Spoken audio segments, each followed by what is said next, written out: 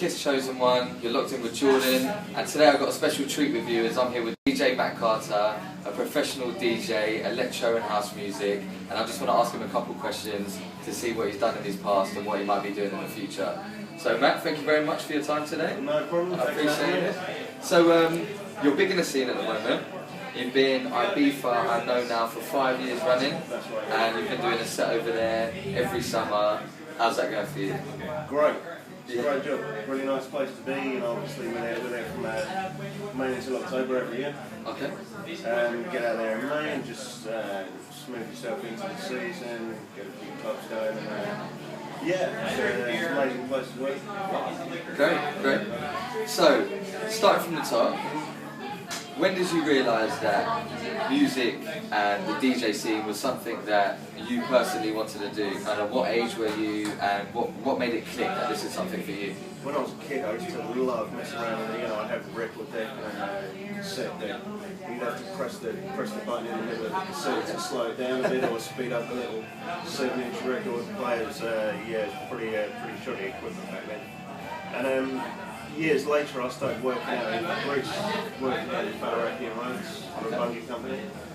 And we'd go clubbing every night, and I kept hounding the club owners. Even though I'd never really DJed before, I was hounding the club owners because I wanted a set. And eventually one of the club owners gave in and said, "Okay, you're playing tonight." Persistence paid off? Persistence paid off, but I'd never really DJed before, so... Never before? Friends Dabbled, yeah. A couple of friends' parties on like a CD player and DVD player or something. Yeah. Something like that. And offered me a set, so I panicked a bit. Went in with my CDs and my cheap headphones. Club with 500 people in there, and DJs were just coming off. They said to me, "Okay, what do you get?" And they showed me how the mixer worked. This is channel 1, this is channel 2, there's a CD player, there's another one. And that was it. I was off. First track I played was Out of Space, great tune. Prodigy.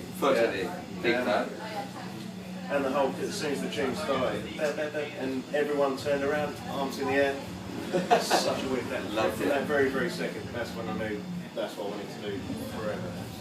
Amazing feeling. Still get the same feeling to this day. I can't imagine 500 people screaming at me. If I'm being honest, I can imagine that being a wicked feeling, the crowd are buzzing. Okay, that's really good. Yeah. So, I know that you also entered a few competitions as well on your side. Yeah. And one of them you came second in S Paradis. S Paradis, yeah. And you also won competition. What one was that? Yeah, Mani Mission. We're a huge company out in Ibiza for years and years. Really one of the four founders of the huge industry that it is today out in Ibiza. And they had a DJ competition. It was the last year they were there in 2008. There were 200 applicants and smashed it. So yeah, got to play the opening party with Milo. Wow. Okay. Yeah. Really cool guy, and went up to Indonesia, had a great time. Yeah, and do you think that was those competitions were a stepping stone for you to get into kind of the Ibiza scene and the club life, being a DJ? Yeah. I mean, I was working in Rhodes for 7 years. The work there was easier to come by. Yeah. And I moved to Ibiza because of the industry, and I wanted to become more professional, make a bigger name for myself. So yeah, I went out to Ibiza. I was told by quite a few people, you won't get a set, you might get any place work in Ibiza in your first 2 or 3 years. So I went into the competitions, played everywhere on pitches for free, fit myself out, and won a couple of competitions. So my first playing gig out there within the first month. Great. It was nice. I'm getting this undertone from you then that persistence, not giving up, is definitely what made you be where you are today. The Ibiza scene, you carried on, you got work out there. You have to be consistent, you have to bend to what the club owners want as well. You can't just go totally focused, I'm going to play exactly this kind of music.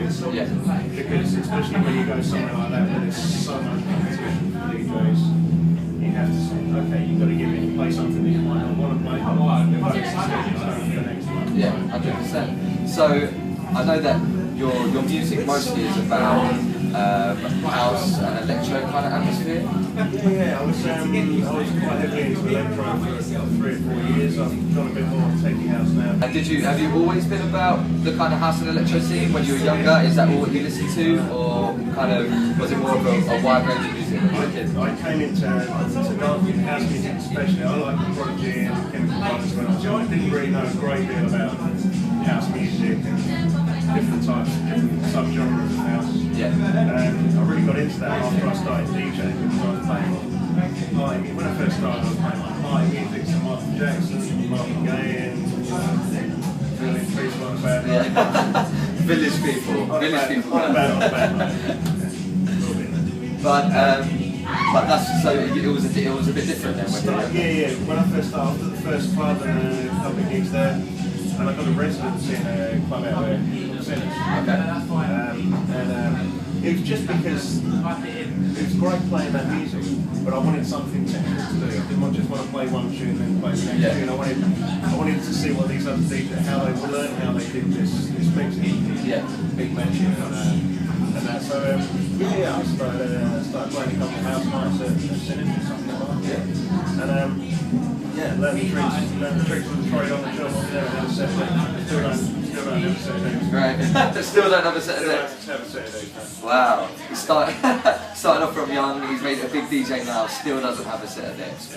That just proves the wonders you can do. Yeah. Proves it. So to this day now, obviously you've done a lot with your career up until now. As you said, you've gone from somebody who has never owned a pair of decks, still doesn't, and a kid that had never played a set in his life, but was just persistent with club owners to get that one shot.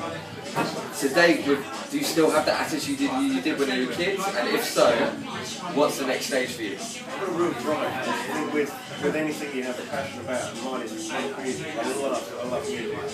If I go 24 hours without music, forget all the switching. But yeah, I think with anything, if you love it, you really want to do it, you want to follow this career, you've got to go with it with everything. Great.